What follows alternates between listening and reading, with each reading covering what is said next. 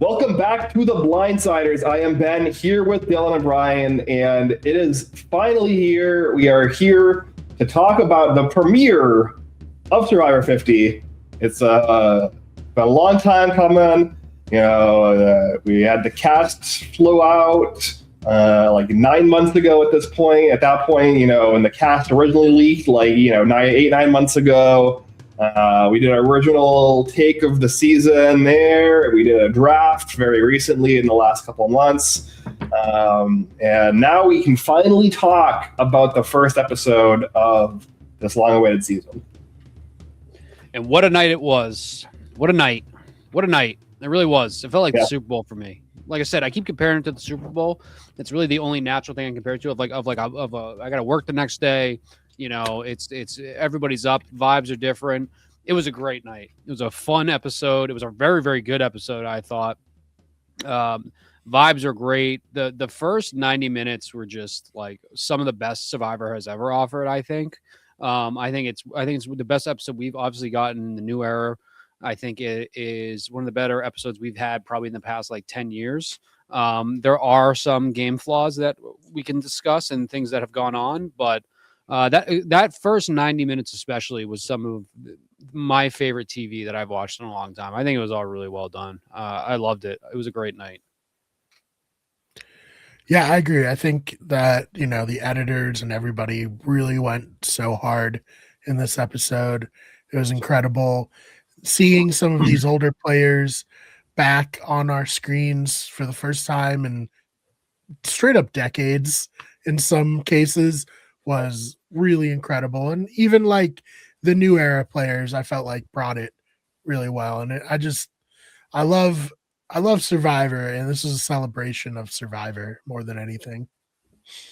Yeah, no, I loved it as well. I think we probably have like some minor criticisms here and there, but like largely very much enjoyed the episode as a whole. Really, made me considerably more cautiously optimistic about the season going forward.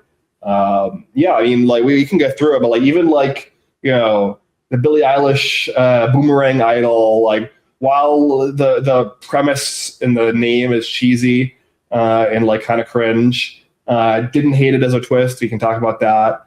I think a lot of the like kind of game design decisions were pretty decent for the most part, with like one or two exceptions. So yeah, really, really great. 14, 15-year narratives building up and then paying off within a single episode. Really, really good stuff. Lots of really dissect here. There were the unexpected MVPs of this episode too. Unexpected for some of us. The one MVP I'll highlight, I had no doubts at all. Obviously, Coach, great episode for Coach. I think Coach is great. Coach is in a fantastic position, it seems, right now. I am very, very surprised how good of an episode Ozzy had. I think Coach and Ozzy more so maybe because we didn't see Coach for a while. I think Ozzy really was kind of one of the two or three main characters of this episode. Oh, yeah. I was very impressed by Ozzy because at first Ozzy was one of the people I was maybe a little unsure of like, do we really need to see Ozzy play again? Although I was happy to see everybody there. Like I got some nostalgia. Like I was glad to see everybody that's on the island. Ozzy particularly, I immediately became very happy he was there. Obviously the stuff with Coach was great and played into it, but Ozzy impressed me a lot. Yeah, no, I mean, I think both Ozzy and Coach really brought it. Obviously, I think they're kind of like reconciliation followed by like immediate again falling out, and then the drama that we got in the third hour after Mike White comes back from the second journey. Like that whole arc, like I expected some of the like holdover drama from South Pacific to, be engaged on the season between Ozzy and Coach in some capacity. I didn't expect it to be engaged this much, this quickly, all throughout episode one, like right off the bat, especially given that they were on separate tribes. I was like, maybe they both make it to a swap or a merge. That's when some of this might get hashed out. But no, it hashed out immediately in like the most dramatic way possible. Yeah, I was shocked that it went down that way. I guess I kind of in my head were like, I just didn't really think about how deeply Coach was hurt by Ozzy, stumping against him for the jury and helping lead to a really terrible final tribal council. But, this is a hurt that ran deep, and it's so funny that they squashed it for just a moment and then immediately reignited it. That's just, amazing Survivor. That's the kind of stuff that we dream about, The whole living room jumped up and clapped and cheered when it was one, just the way Coach was told, like, even if anybody remotely suggested Coach, he was going. But when it was made clear that Ozzy was going to be one of the other players going to exile to compete there, everybody jumped up and clapped. Like you said, the payoff that early, it's really nice that they're kind of playing into some of these things too, like the players themselves. I like you said, I think a Coach really was hurt, and maybe he should be. And I think Ozzy immediately kind of playing into it and apologizing to Coach because Ozzy's on this like Ozzy 2.0 tour where he's playing differently, and I think it showed in this episode. But I was like, that's what I mean by like Super Bowl big game type atmosphere. I was up standing up cheering when that happened. It was so fun. And it just goes into the whole night was just so fun. Yeah. So I guess do we want to like talk about? So the first thing that really jumped out to me in this episode was we get this intro, which is like a 5-minute rehashing of the history of Survivor almost, with like a lot of focus on a lot of big moments in the history of the show, but with kind of particular focus, especially on a lot of the season 50 players, which I thought was pretty well done. And then that kind of leading into the marooning. What do you guys think about that? I thought it was great. I think that was the part that people probably liked the most of this episode. It really hits you in the feels as a fan of the show, and especially as a fan who's been watching for so long. Like, it's taken a lot to come to 50, and it's very impressive that the show's made it to 50. Not very many shows do. So I loved it. That montage was awesome. The history of Survivor, the editing of the cut from the Saving Private Ryan cut for Jenna, from like her younger to on the boat to then like on them on the island. That was all really good. Even players like Jonathan, who like, I'm happy to see Jonathan there. Jonathan was getting good laughs out of me. Like when Jeff was like, we want everything from you. We want your blood. Jonathan like cheered like, yeah, Mr. Jeff. Like, it's just the vibes were just great. The vibes were great. Like everybody was happy to be there. It was, and being my first returning player season to watch live for me, it was awesome. And I think that CBS and Survivor deserve a lot of credit for what they put into us. They've had a crazy marketing campaign kind of leading up to this.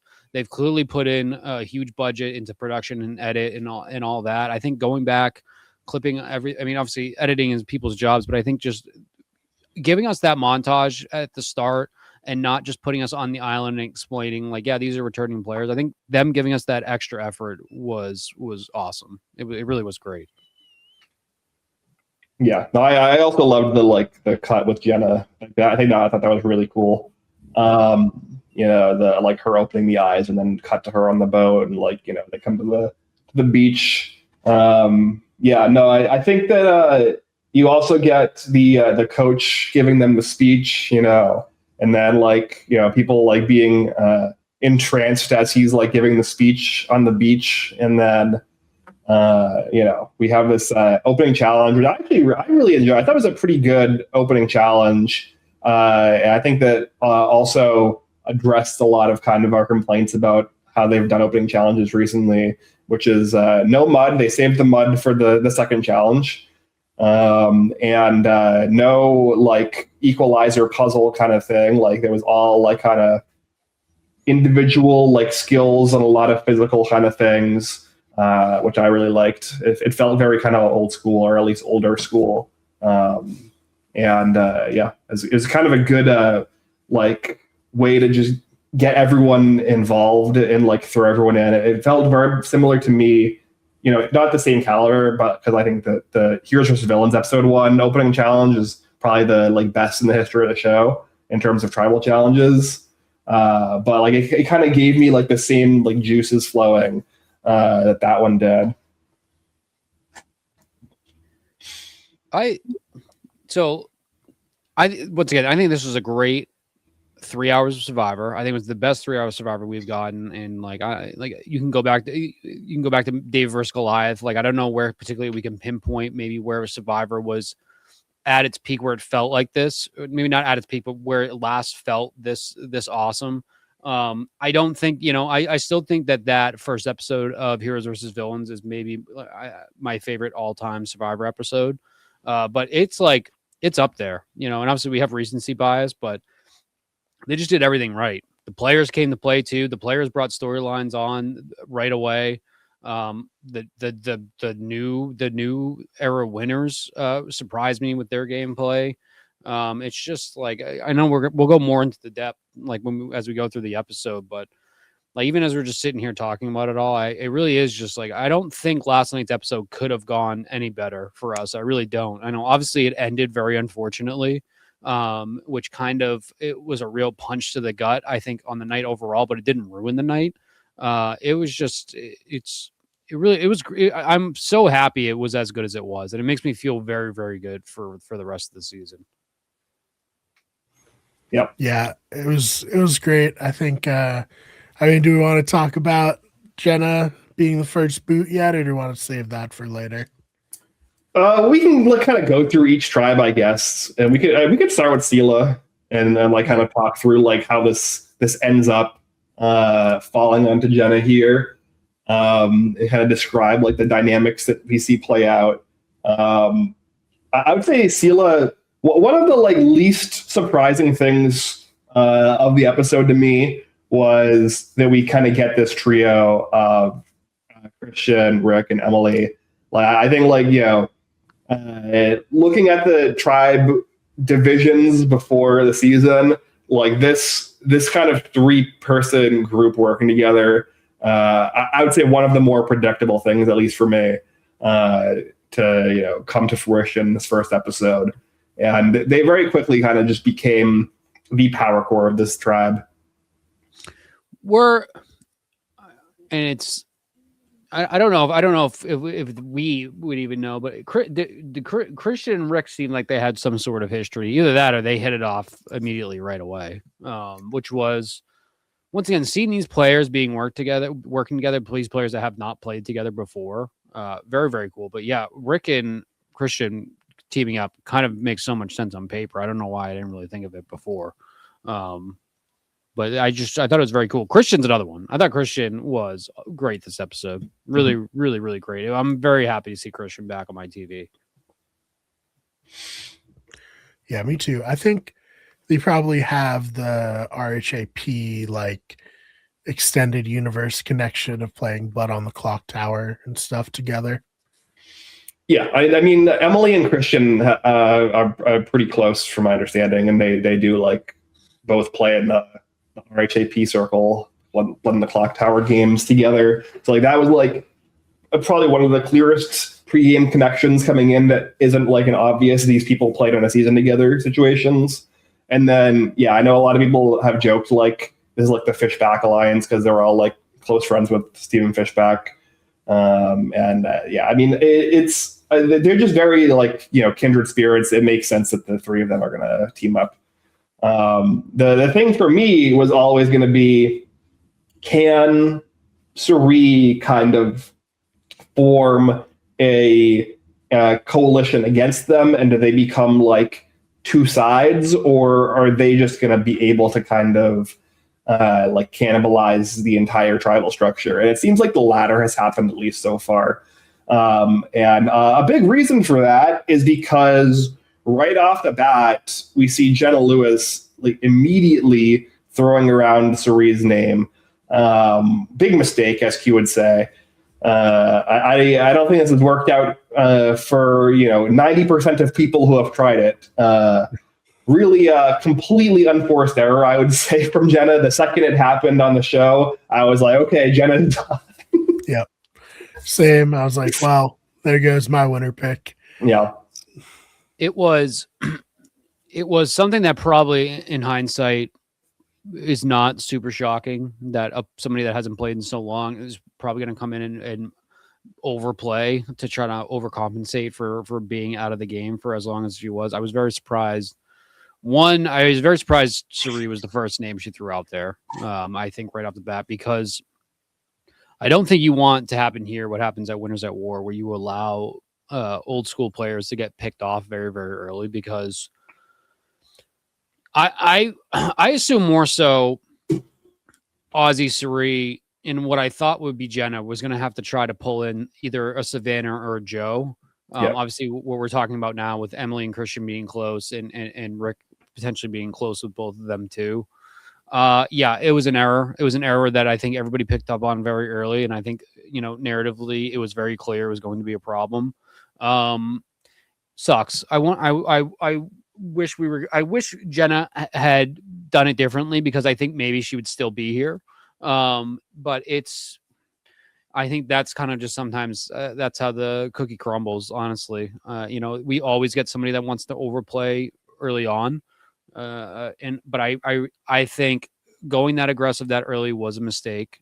And I think going after Cherie was the mistake too, because I think they very easily, had they gone, if they were going to go to tribal, they could have gone after somebody different. They could have, like Savannah. We always said Savannah was the obvious first boot when we saw the layout of this tribe. And so I am very, very surprised that one, Savannah's still here with them going to tribal, even though I think Savannah had a pretty good episode, and two, that Jenna played like that early on. But it reminded me a lot of Sierra on Game Changers. That's also the same vibes. Yeah, that's exactly the comparison I was going to make as well. Same kind of vibe, and Sierra just immediately coming onto the beach, playing hard, like way too hard, way too fast, throwing out names before really forming the connections and the alliances and the social bonds in order to justify being able to get away with throwing out names like that. Yeah, it's just kind of a I think it's a misunderstanding of like the premise of New Era Survivor, or the premise of like returning player Survivor, where like the game does move fast, but that doesn't mean that you can skip steps, right? You still have to do things in the correct order in order to be successful. And the thing that Jenna was missing was creating a foundational alliance, or creating the foundational trusts and bonds that she would be able to then use to get away with floating a name like Suri. There was just no, like, the order of operations wasn't there. Whereas with you, when you see how other people who are seeing success so far in the season are operating, even like somebody like a Jonathan or like a Chrissy, they are like kind of forming the bonds first, like laying the foundation, and then they're like, oh, let's start throwing out Dee's name, right? Let's build this group around the idea of a common target. But like, it didn't seem like Jenna was trying to build a group. It felt like she was trying to convince individuals of a goal that wasn't actually built around like a commonality. It was like, hey, let me just throw Suri's name out to as many people as I can and then hope it sticks. I do want to address a comment in the chat real quick. Yeah, defend your man. From our listener Fuqua. Listen,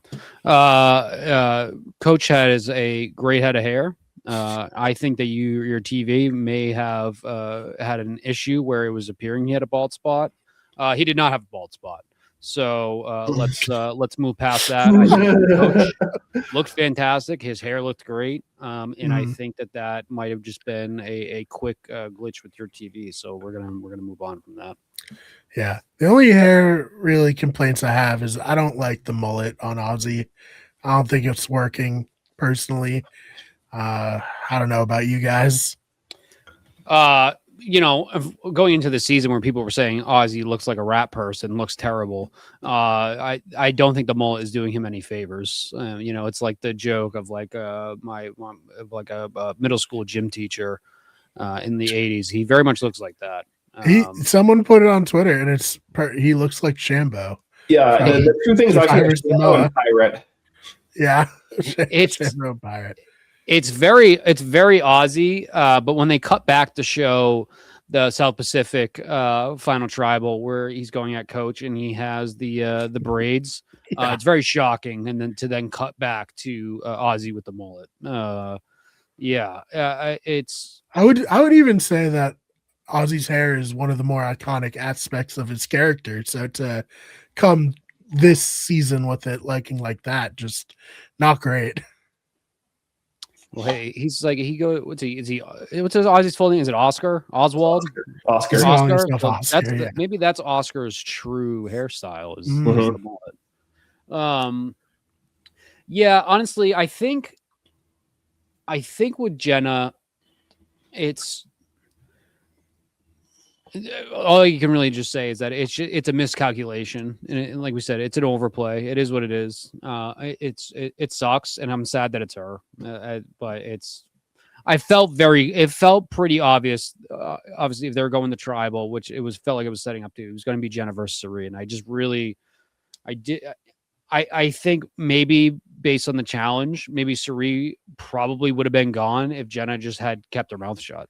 Yeah, it seemed pretty obvious. And I guess I saw today too that there was a lot edited out of this episode too. We're already getting a lot of pretty good scenes. Some scenes that I thought, which actually showed them after tribal, which I thought was a good scene. I wish they had kept it in. Pretty much them saying they think that they should immediately target Aussie next, which I think is going to be interesting. Apparently, that part of the challenge took Suri, the throwing part, like 20 minutes. It was like, so I guess it was like pretty bad. I think they mentioned that Jenna might have talked it up a little bit more than it actually was, but I guess it was really bad. That challenge as a whole too, with like Colby, once we get into that tribe too, with everything that happened with Kyle, Colby is an old man. I don't think there's any way around it now. Colby is an old man. He's no longer 50s, like, he is like, I think what we have going on too is sort of similar to like Batman Beyond with the Rizgod, the Riz God, and Colby being Bruce Wayne when he's old. Who was it? Was it Damon Wayne or who was it in Batman Beyond? It was, I think, Terry McGinnis. I think is the name of Batman Beyond. So that is the Riz God. Colby, very old. You can't hear out of his left ear. Apparently, the reason that Kyle got hurt was Kyle came back down to help Colby up, and then when Kyle was jumping up the second time after he got Colby back up there, that's when the injury happened. So that sucks. Feel bad for Colby, feel bad for Kyle. Obviously, we'll get into Kyle because that was heartbreaking. But yeah, these people are old. Aussie's old. Suri's old. Colby's old. This is very much Colby's old, moving like a older man too. Like it was sad to see, but I think that's why we need to appreciate the specimen that coach is. Coach is he's designed in a lab. The fact that he is still in good a shape as he is and doing the things that he's doing. We also had Ozzy tweaking his back in this episode. Yeah, I will say Ozzy is not that old. He's only 2 years older than Rick Devens. So I guess we've seen Ozzy since he was a very young man too. So that's part of the illusion. Yep. He started playing Survivor when he was like 22. So makes sense. Yeah. Although I will say in that challenge before the key part, he was moving like prime Aussie. He looked good there. So yeah, climbing the pole and then swimming out and all that. Yeah, he was rocking it. So. I think he'll be fine going forward. It just, I think the natural transition to, before we jump into like Kalo and Vatu, before we kind of go to the end of the game, I do want to quickly talk about Exile if we want to do that first. Yeah, that'll naturally bring us to really, because we didn't get a whole lot of time with Kalo. They were the tribe we spent the least amount of time with, I believe. Yeah. Exile was great. Coach and Ozzy making peace for about 20 minutes was very good. Coach winning with honor and taking the keys because he never agreed to whoever gets the keys gets to keep it. That's not what Coach agreed to. He made that very, very clear, which is why I think he's very smart with everything he's doing. Another great part. I think, I don't know if you guys have thoughts about what the actual reward itself was for Ozzy and for Q after, but man, Q, it's very odd when Q is the quietest of a trio and it happens to be Ozzy and Coach as the other two. I feel like Q was even starstruck in that scenario. Yeah. He's like a third wheel, of like a weird kind of like frenemies dynamic. Mm-hmm. Yeah, it was fun to see him kind of be like, oh, this is very awkward. But I think everything that happened with Coach, totally, on his side, like he didn't agree. The point of the game was to fight over the key. I think the only misstep is he should have just gone back and been like, yeah, Ozzy was like trying to get us to not try to steal the key at the end, but that was the whole point of the game. So I did that. And his try would have been like, yeah, Coach, we love you. I don't know why, or it seems like he at least presented it in a different way that made him like go catatonic when Mike White brought it up. Well, because, Coach did win that game with honor and integrity. And then to hear that Ozzy is saying otherwise is I can see how that could be upsetting. The shot of Coach telling Ozzy he's so sorry, and I think, Ben, you pointed out, right, he pats his head, and then immediately getting up and doing the Dragon Slayer pose was the best thing that has happened on television in quite some time. And it was almost like, full disclosure, I had a few espresso martinis while I was watching last night. I was having a good time, and I think I initially missed that in first watch, but when I threw it on this morning, hilarious, very, very funny. Coach has not changed one bit. I think that Coach is Coach, and I am incredibly happy that he is Coach in this season. We're not getting, he's Coach 4.0, but we're still getting Coach. It was great. It was great. Yeah, very fun. Glad that Exile Island was back. It feels like maybe only for this one part, but it was nice to have it back for a second to see it on the screen listed as Exile Island. Yeah, no, I thought this was like, even though we've complained about losing both, I think that I'll get to the second journey. I think the second journey was kind of a bust for me, but I think this first journey, like fight for supplies twist and like how it all played out, I thought was pretty decent.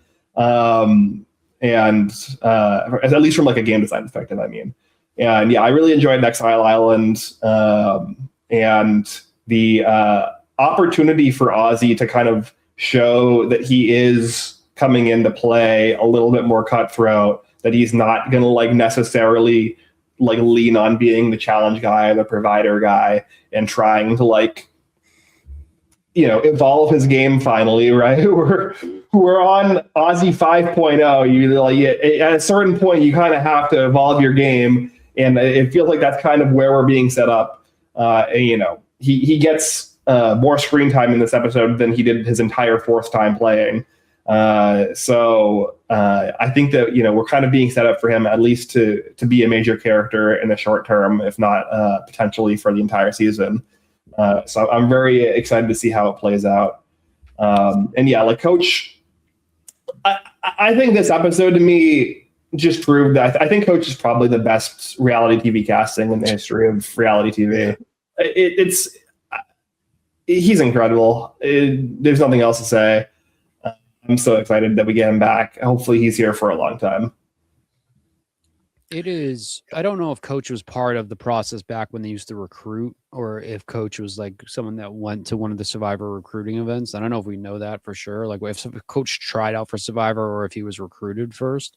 Whoever was the first one to get their hands on Coach and put him through the casting process deserves all the good things that should be happening to them. I agree. I think that he is probably my favorite all-time reality TV character. He is just even on TikTok, social media, like he just he is the character coach. He is coach. Ben Wade does not exist. Coach Dragon Slayer is who he is. It's great. It's great. I'll be devastated if coach doesn't win. I'll especially be devastated if he goes far and doesn't win. But my main concern is I want coach, and I really want Ozzy around now too for as long as possible for this season, because I think it's going to give us the best entertainment. Yeah, I mean, we don't talk about the previews much usually, but we have the preview for episode 2. Coach calling Ozzy out at the next challenge that we get. So like, this rivalry is not going away anytime soon. Mike White coming back from the second, whatever we want to call it, don't lose my vote challenge or whatever it is. Mike White coming back from that and telling coach what Ozzy said, and coach like immediately turning into coach 2.0 was great. Was great. It's and once again, same thing, when they showed that preview for next week, we all got up and cheered and clapped. It was awesome. It's just this feeling about Survivor, and we've had some pretty good seasons recently that we've watched, and we've had our fair share of grievances and things we complained about. I have never been this excited for Survivor, and just like we said, having those storylines pay off this early and start to develop this early and play in. If Ozzy's gone in 2 weeks, that sucks, but I still think we're getting the most out of them right now, and I'm very happy about that. Yeah, I mean, I think for me, talking about the Mike White of it all, like he for me earns his position on this season with that like little bit of shit stirring, because that's like I think a lot of people are like, oh, Mike White's on the season because of White Lotus, because he's famous, you know, they want the cross promotional, whatever. I think a lot of people, and we talked about this in some of our preseason coverage and our draft and, you know, cast evaluations. Like, Mike White is legitimately very good at Survivor, and a lot of his gameplay comes around to just like quietly like manipulating relationships and shit stirring and like kind of like pushing buttons without like it coming back on him. And like here, he's like very deliberately pushing coach's buttons. Like, obviously, the things he's saying are founded in, you know, in truth. Like, this is real information that Colby gives to him.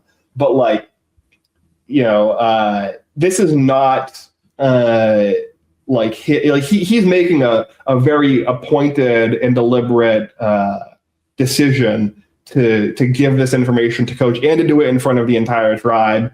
And you can like kind of see the little smirk on his face as it like kind of plays out. He's feeding the audience with a little bit of drama here, and this is also very good gameplay, I would say. I think Mike White is here to play. I don't think Mike White is here just to enjoy his cake and wine. I think Mike White is here to play and win this. He's fucking shredded. He's ripped, which is didn't see that coming. When he took his shirt off, that was very impressive. Need to get on whatever regimen he's on, whether it's steroids or the Mediterranean diet. I don't know, but that was shocking. Yeah, it might be a cycle or so, you know, just enough to get the definition, but not get too bulky. Could be that Hollywood money body too, which I assume it's probably that more than anything else. Yeah, that doesn't hurt. Yeah, it doesn't hurt for sure. There's probably about, I already said Ozzy. I'm not surprised by coach, although I am surprised how good of a day coach had. Mike White's another character that surprised me a little bit in this episode. Very surprised by Mike White. Like I said, he, regardless of what our thoughts and I said, like I think that he is there as a nod to him for everything he's given to Survivor and how big of a fan he is, and obviously everything with White Lotus.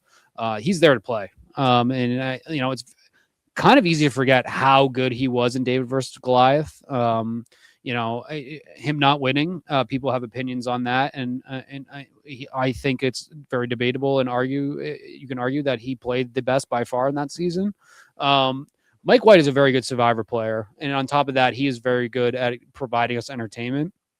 And I think knowing what to do with coach there is why he's here, and now I'm much more happier that he's here.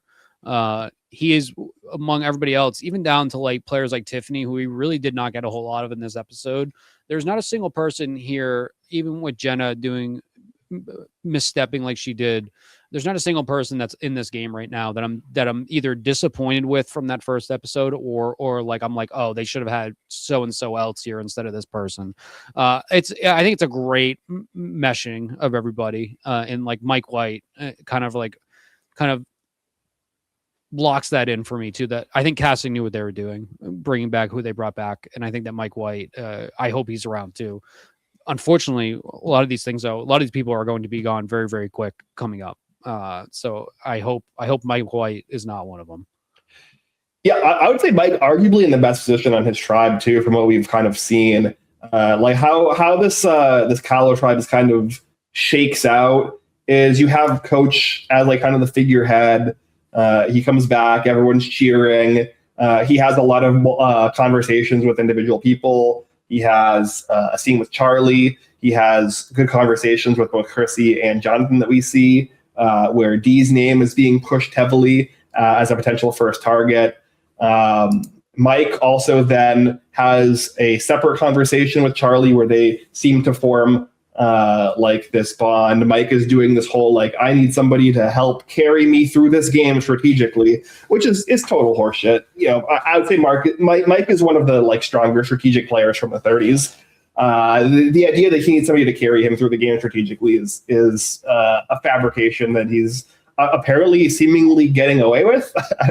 I don't know if people like just haven't watched David versus Goliath since it aired or whatever, but like that's just it's incredible that he's seemingly able to get away with this perception of himself being put forward.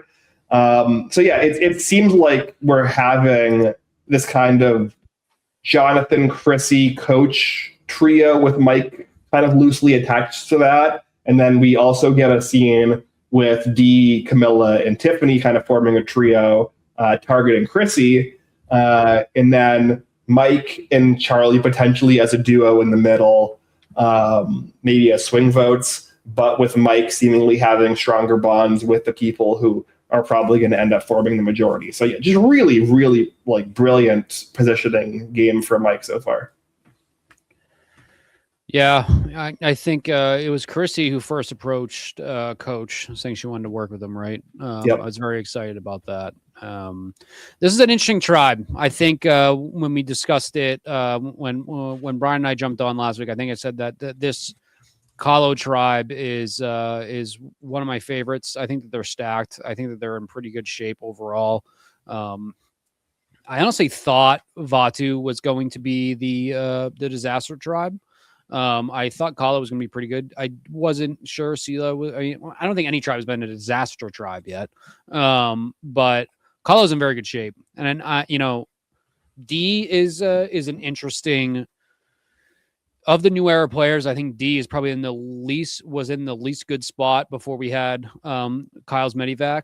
I think Kyle was in probably the best shape, honestly, at that point. But Dee is interesting to watch because I think obviously she's in seemingly a minority at this point. I'm not really clear of where Charlie's alliances are falling. I really don't remember too much of Charlie in this episode. Other than was it Charlie that brought up asking Coach about his toe or seeing the toe ring? I think that this tribe, and that's what we didn't spend enough time with them because they're in good shape. I definitely want more from this tribe to kind of see what the true layouts are, because we came into this season too with the understanding that Camilla, her all-time favorite player is Coach. All she wants to do is work with Coach and be a disciple of Coach. So I want to see how that will play out. It very much does feel like Dee and Tiffany are kind of on the bottom at this point. And I need to see how Dee will navigate out of that, because if she is this social player that is a magnet that draws people to her and she's masterful with it, we need to see it now, because if she is, to no surprise, she is going to be probably one of the first people that they go after. So we need to see how she's going to maneuver through that. But I think we need to spend more time with this tribe to kind of get that answer first. Yeah, and I think like losing Kyle for Vatu is going to be a really big detriment for them in the challenges. So I don't know if they'll go to tribal even, like you might be the tribe that just stays at camp for the beginning of the game. Yeah, I mean, they have Jonathan, obviously, but they also That helps a lot. Yeah. Yeah, which is a big deal. But they also have, Chrissy, really, really strong challenge performer. Dee, really, really strong challenge performer. Camilla and Charlie are probably two of the best puzzle players in the new era. Like, I'd say both of them are like in the conversation for like top 5 puzzle performers. So like, it's going to be really hard, I would say, to manufacture a challenge where they're the third best out of these 3 tribes. Now, with that being said, if they start doing a bunch of double boots in subsequent rounds where second and third place go to tribal, only first place is safe, I can definitely see a scenario where they like lose a close challenge to another tribe and end up in like the second place slot and still have to go to tribal council. So I don't think they're out of the woods here in terms of going to tribal, but they're in the best spot to go to the fewest tribals. Yeah. I think I'm trying to find the confessional count. I do know Dee and Tiffany were both at the bottom. I think they both got 1 or 2 each.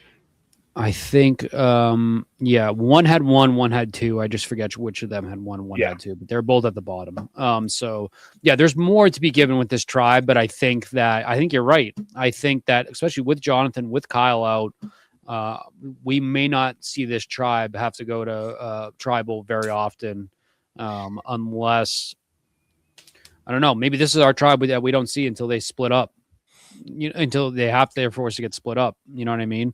Which seemingly every season recently has had one of those tribes that really doesn't have to do anything until there is some sort of like pre-merge breakup of the players. So I think you're right, which for me as coach is my number 1 overall pick. I'm very happy about that as someone that now wants to see Mike White and stay in the game. And I think that Jonathan brought a lot of entertainment too. We can't complain about Uncle Jeff and not in at the same breath be okay with Mr. Jeff. But I will admit I laughed very hard. Like I said, when Jeff asked for everybody's blood and dedication and he shouted out, "Yes, Mr. Jeff." It was hilarious. Yeah. I mean, definitely. I would say I find both cringy. Right. Like, of course. But yeah, no, Jonathan's just such a fascinating character, just like James was. Just the mere size of these men is so crazy. And it's like, I don't know if intimidating is the right word, but like, if he's on your team, you got to be feeling pretty good. Yeah. No, it definitely felt like everyone on this tribe, when they realized that Jonathan was on this tribe, were very happy. Yeah. They had a whole montage of everyone just being like, this is awesome. Yeah. Like, he's so awesome. He's throwing boulders at coconuts to open them. It's like crazy. I think all the tribe breakouts are really well done too, because obviously it was premeditated. It's not like they picked out of that basket, and it was just like, oh, surprise. I think that the breakout of all these tribes was very well done. I think that we get we have a whole bunch of different meshings of gameplay. We have different meshings of personalities. I think it was a really there's no one tribe that I can say it was like stacked from the jump. You know what I mean? Like, obviously we just said Kahlo is in the best shape and they have the beast that is Jonathan. But I think that the breakout of all these tribes adds an interesting element to the game itself. And I think that's another thing production deserves credit for. I think that this was a really well done breakout of everything. Not giving us Coach and Ozzy on the same tribe was the right move. I think certain things like adding Colby and Stephanie together was the right move. Things like keeping Kyle and Camilla separated was the right move. I think, everything was well done with this breakout. But I'm very happy Kyle was in the position they are. Like I said, to have players like Coach stick around, it'll be good for D too. Maybe that is going to be what like I said, maybe that is what saves D's game early on, that they never have to go to tribal. And then, like I said, by the time you get out of these first few eliminations and you get into, like, if we get into a tribe swap early on, I think that the the nervousness and the worry that other players have about winning players, especially new era winning players. I think that kind of goes away when they're already so sucked into the game at that point, which is why Jenna misstepped so much. Savannah should have been the very easy early boot to just get rid of somebody you don't know and somebody that you just found out won their season. So that might be what saves D, especially, unfortunately with Kyle going out, that maybe that somehow lessens her threat or increases it. I don't know.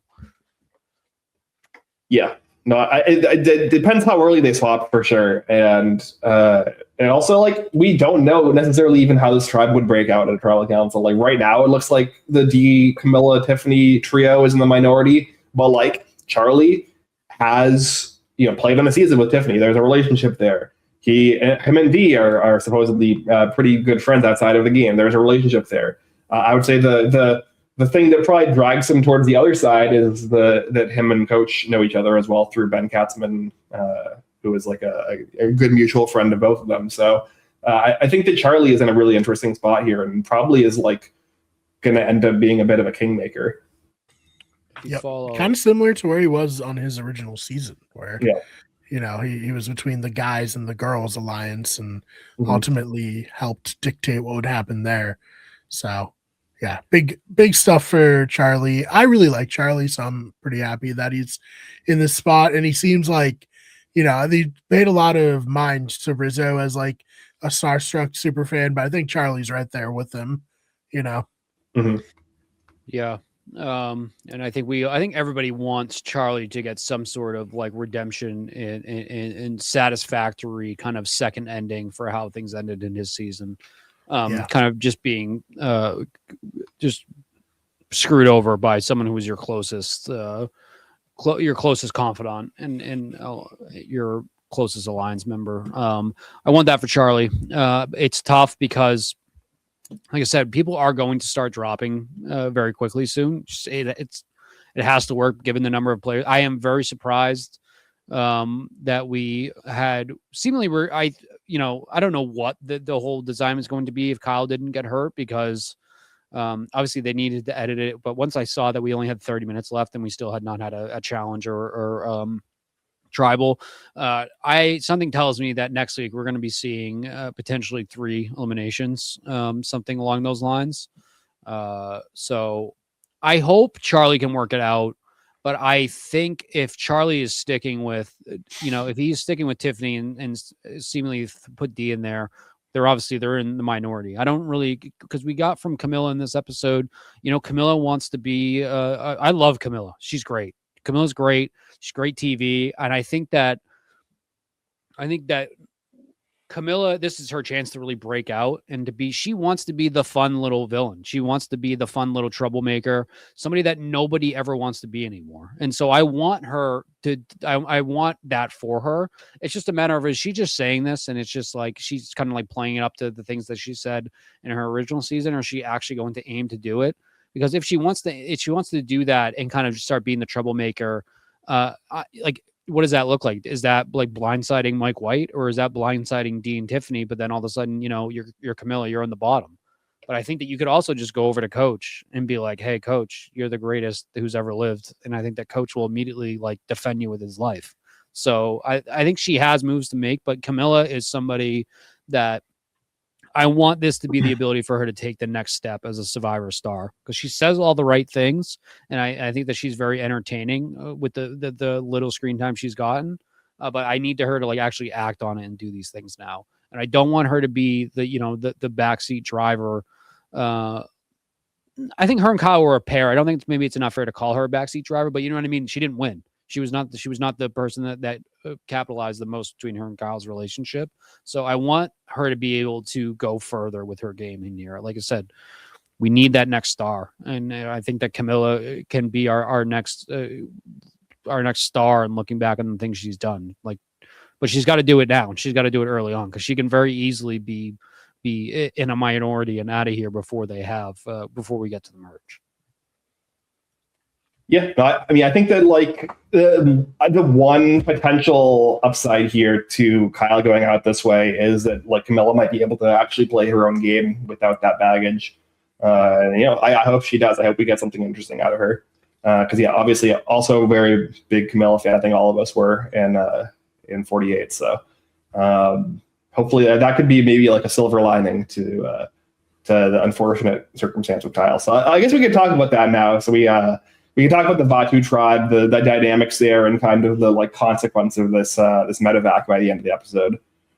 Because yeah, I was like, my jaw was on the floor. Let me tell you, like about an hour in, when I realized how good of a spot Kyle was in. Because I don't think any of us expected him to be that good of a spot right off the bat, coming out of them having just watched him win like a couple of weeks before they flew out in like such a dominating fashion, like one of the more dominating wins in the last decade or so. For him to come in, have both Joe and Camilla on the cast, and still immediately get into that kind of a spot, just like a huge testament to how good he is at this game. Totally agree. I think that he somehow going out second still managed to cement himself as like a Survivor legend. Does that make sense? Is that too dramatic? I don't know. But like, I was blown away by Kyle's position, how just easy it was for him to, put himself in, I think maybe the best spot of everybody on the cast, and to have it end that way sucked so much. And he seems like such a like great guy, and obviously he's a really good Survivor player, so it just was like a huge gut punch, and I think everyone felt it because everyone online seemed like heartbroken for him. Yeah, there's no two ways around it. It sucked. It was very sad. Like I said, it was a big gut punch to the episode as a whole, especially because kind of knew it was coming when you were checking the clock and seeing what was going on. I was just really hoping there was going to be something else that gives. But I'm glad. How do I say this? I'm glad that it ended up being that we didn't have that. We had that amount of time left because it was a Kyle medevac and not because they were going to do something stupid with the game. So I guess they're going to leave us off on a cliffhanger with them starting like a challenge. So it sucked. I think everything it's one of, for me, and once again, recency bias, but I think medevac wise, he was not obviously in the most danger out of some other players that have been medevac. Obviously we had Caleb and Cole Rung that was like basically dying of heat stroke at that point. We've had other players who had to leave because they had kids and family members who were hurt or sick or right. It was a Savage's son was Terry's son was getting his appendix removed or something like that. So heart issues. Issues. That's what it was. So it's not as scary as those, but I think overall, when you look back and you see he was already wheeling and dealing. I think he had this tribe wrapped around his finger. Yep. And I think just that it's going to be a huge what if now. It really is because obviously he's a winner, so he still has that that he can go back to, but it sucks. And especially with the knowledge too, now that it was because he went back down to help Colby, who Colby is another character who I thought had a great episode, but we can dive into him quickly after this. And it should be said in his exit interview, he said that Colby was the one carrying everybody up the thing. So it made sense that he was tired, and he doesn't blame Colby for what happened. There's nobody in the wrong. There's nobody in the wrong. It's just very unfortunate. Nobody did anything wrong. If anyone's in the wrong, it's production for making them do a warped wall style challenge through mud. All right. Yeah. Especially with the mud. Yeah, that was crazy. It's and I think everything with them, like him being carried out by Q and by Colby. Obviously everybody was very emotional. Aubrey, poor Aubrey having like flashbacks to everything that happened in Colorado, and Joe. Yeah, it was an emotional scene. It sucked. It was a tough way to end the episode. Kyle seems like such a great and genuine guy too. I saw that his wife is pregnant. They're expecting a baby in May. Yeah. So there's some good news there. I think he made the right decision to take himself out for the betterment of him long term. I am assuming we will see Kyle again, but it's a bummer because once again, nothing's given. We don't know if we'll ever see that player again. We don't know how this will affect his life. Obviously, I think it's just a ruptured, torn Achilles. It's not like he'll lose his leg, but it could alter, his ability to play Survivor again. It's just it's a bummer. It sucked. There's nothing anybody can do about it. I think Kyle made the right move. It adds an element to this tribe too, that like things have changed a lot with the landscape of who's in the minority, who's in the majority because of Kyle going out and because of other things. So it's gonna have a big impact on the game, and it was sad. Feel bad for Kyle. It sucks, but the show must go on. Yep. Yeah. Yeah, no, I mean, I really hope we do see Kyle again after this. Like, because like literally the first like hour and a half of the episode, I was like, is Kyle going to win again? Like, are we getting Kyle goes 2 for 2, wins Survivor 50? Is that what we're setting up here? Only for it to go this way. It was like really just like a huge whiplash, like really disappointing, because like it felt like he was so set up to go to like at least go and take a deep run in this game. Because what we see with this setup in this trial, just to break it down, Colby and Seth immediately duo up. Not that surprising. I think that's like probably one of the things coming into the season that we would have expected to happen. And then the other big duo that we get here is Kyle and Genevieve, which is kind of like an unexpected, at least for me, duo. And then they kind of form a 4. Kyle seems to be really respected by both Colby and Steph. Steph and Genevieve seem to have like a kind of a fast friendship as well. And they're kind of looking for a 5th. The 5th ends up kind of being Q, who comes back without a vote, but is still brought in. Kyle seems to be the one bringing in Q with that relationship. We then find out in Exit Press that he also had a relationship with both Angelina and Aubrey. Specifically, he had like a secret duo with Angelina. He said that Angelina was probably his closest ally after Genevieve, in fact. So just like legitimately, Kyle had his hand in every single pot in this tribe. And then also we have Rizzo, who is kind of on the outs, but might have an in now with the way that the structure kind of plays, because he has like this moment with Colby where Colby starts out being annoyed by him. And then they end up having a moment where like Colby's kind of being like a dad mentor figure. Rizzo is breaking down in tears, as he was wont to do many times throughout 49. So just like a really, I think this tribe to me is the most interesting dynamic, especially with now after the second journey, both Q and Colby have lost their votes. So what should have been like a very clear-cut 5-3 majority-minority split is now 4-3 because Kyle got medevaced, and now because Colby and Q don't have votes at the first tribal council, potentially a 3-2 split if Aubrey, Angelina, and Rizzo realize that they're on the outs. And so it's really going to come down to probably whether Colby is able to pull in Rizzo is seemingly kind of what's being set up.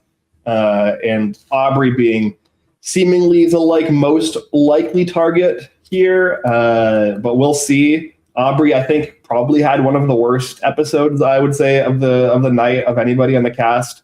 Her primary talk about diminishing returns. Yeah. It sucks. As someone who's, a well-known, huge Aubrey fan, this is the thought that she could have been the first boot, terrible. I think that what happens with Rizzo is very important, obviously. Yes.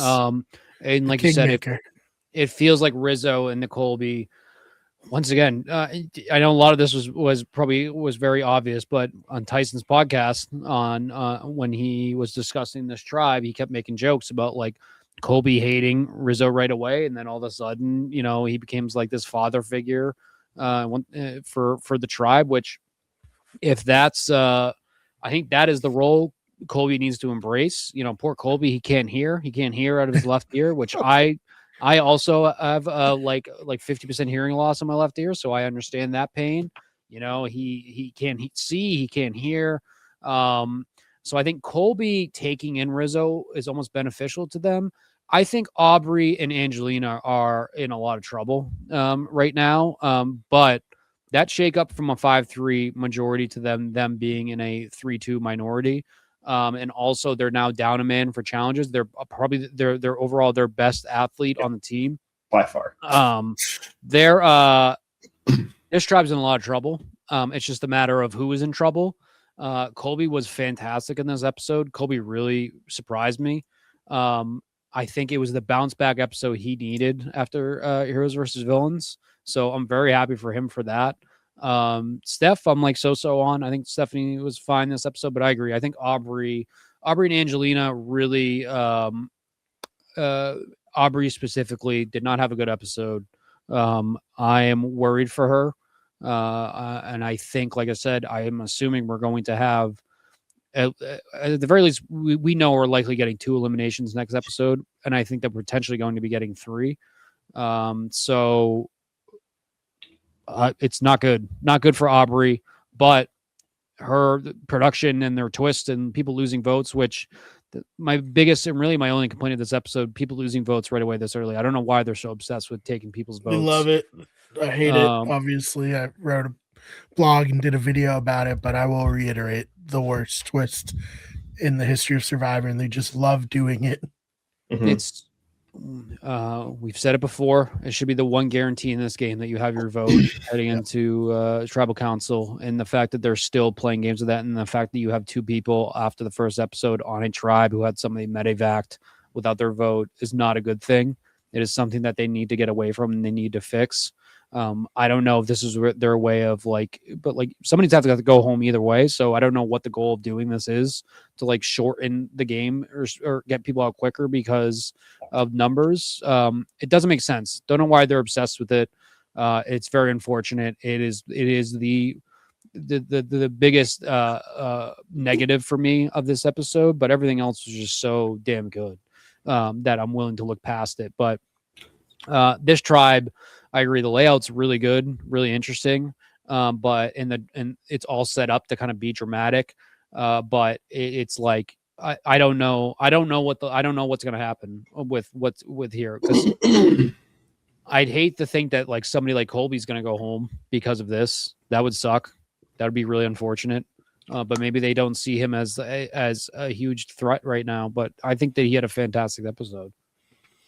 Yeah, I think that the one, obviously the second, I think the weak point of the episode was the second journey for me, with the structure of it and how it played out. I mean, in hindsight, I think that probably would have been best for Colby to say to opt out at the point where they drew rocks on the Journey Island, because how it kind of was structured was we get Savannah, Mike, and Colby here, and they're like, either one of you has to give up your chance at something here and get in the boat and leave, or you draw rocks to figure out who's going to do it. Mike ends up drawing the rock to go, but I think that in the position that Colby's in, especially with how reticent he seemed to be to even go on the journey to begin with, I feel like the call here is just to be like, hey, you know what? I don't need this. This is a risk I'm not willing to take. I probably shouldn't have even come on this journey to begin with. I'm having second thoughts. Let me get out of here. Leave Mike and Savannah to battle it out. It was an unnecessary risk at that point. There was an out for him, and he didn't take it. With Q having already lost his vote, with this majority already kind of being a little shaky, with Kyle being hurt. Obviously, they didn't know at this point that he was going to get medevaced, but he might. It should be something that's in the back of your head at this point. Even if he doesn't think that he's immediately going to get medevaced, it's certainly a possibility he could, potentially tweak something and then get a medevac in a couple of days before they go to tribal. Every vote matters. He didn't need to risk his vote here for no reason. I think that Colby still wants to prove he's got it, whatever it is still. Yeah. And I think that played in his decision, which he can't be doing that. He has to be thinking about Colby in season 50 and not Colby in Outback. or in All Stars. Yeah, it's on paper that alliance of Q, Kyle, Genevieve, Stephanie, and Colby is awesome. That's like such an insane mashup of so many different players from different eras, and I think that coming together, that is Kyle and Genevieve alone working together is kind of like for any New Era fans, that is kind of just that alone is insane. That's Iron Man and Captain America teaming up type level of just like something we've been waiting for. And that's why we wanted a returning player season like this. I really hope that as much as I like Aubrey and Angelina, I want that I want the Q, Colby, Genevieve, and Stephanie alliance to make it out of here. I really do. I want to see them go far. I love everybody. I love everybody in this game. I love everybody on this tribe. But there's a story to be told there, especially with Colby at the most, with Q, with Genevieve and her redemption. I hope it plays out, and I don't want it to be cut short because of these dumb lost votes. It's just it would suck. It would suck, and it's going to be something that could really potentially ruin this season if that's the path they go down. So I'm hoping that it's not a continuous thing, even though we understand it's most likely going to be. Yeah, it would really be frustrating, especially with how well, in my opinion, Genevieve and Colby played this episode, for them to like get screwed in some capacity, and how poorly Aubrey played. Like there needs to be some kind of direct line of playing Survivor good and well towards results. Like there can be some randomness, but like this is a little over the line in terms of like Colby and Genevieve, I would say on this tribe played the best outside of Kyle, Kyle being gone now. But of the remaining 7, those are the 2 people I think have played the best so far on this tribe. And Aubrey, like, definitively has played the worst on this tribe, potentially on the entire season so far, in my opinion. So, like, the idea that, like, Aubrey could get bailed out and one of Genevieve or Colby could be getting screwed because of the way that these lost votes have kind of bounced. And, like, you could say, oh, Hugh made the decision to allow Ozzy to take the extra vote when he could have fought for it more. And, oh, Colby, like I just said, could have neglected to play and got back on the boat and not drawn rocks. Like, it's still, like, the fact that this is even a possibility, that they might lose the numbers here because of it, is very, I would say, the one thing coming out of this episode that I'm most annoyed by. Yeah. Shout out Q. I think Q had a good episode too, honestly, outside of losing the vote. I think that Q seems to maybe have learned from some of his mistakes in the first season. I think linking up with Colby and Stephanie was the right move for him. I think him and Genevieve, once again, could be very interesting. But it's just, the fallout from Kyle leaving on top of the votes is like, that's why I think that this is one of the worst medivacs in terms of like the game itself. Kyle leaving now and kind of like the aftermath of this tribe with everything that's going to be going on. Because if Kyle doesn't get medevaced, it's 3-3. You know what I mean? That's a different story than 3-2 minority for that alliance. So, unfortunate. But I very, very, very, very excited for next week. Brian, is there anything else you wanted to say? I would like to review our current draft teams and what's going on there. Ooh, not good for me. No, I think we've covered it all pretty well. I'm just very happy Survivor's back, and I'm so excited to have a returning player season to talk about. So I don't want to toot my own horn. I'm in very, very, very good shape after today, I feel like. So a quick recap of the teams. Ben, you have Genevieve, Tiffany, Colby, Aubrey, Jonathan, Rick, Rizzo, and Kyle. So obviously, unfortunately, you lost Kyle today, but that was second. Mm-hmm. Brian, you have Jenna, who is very unfortunately our first boot. Chrissy, Stephanie, Charlie, Camilla, Suri, Mike White, and D. And then we have my team, which once again, I'm not trying to gloat and say how great of a shape I am. I have Coach, who is my personal MVP of the episode, unbiased opinion. Emily, Q, Christian, who, by the way, we quickly touched on it. Christian with the glasses, starting the fire, awesome, really, really, really good stuff. I have Savannah, who impressed me. Angelina, who obviously we just talked about, maybe not in the best spots right now. I have Joe, who I think is like surprisingly in a pretty decent spot. I think that hopefully we'll see more of Joe. I know we really didn't talk about Joe too much. Then I have Ozzy, who is my co-MVP of the episode. I'm very excited about my team. Very, very excited. I think I'm in good shape, but I think we all have at least one person who's in danger, though. You know what I mean? Yeah, I mean, I just talking about Aubrey. I think Aubrey is definitely like the glaring issue on my draft team right now.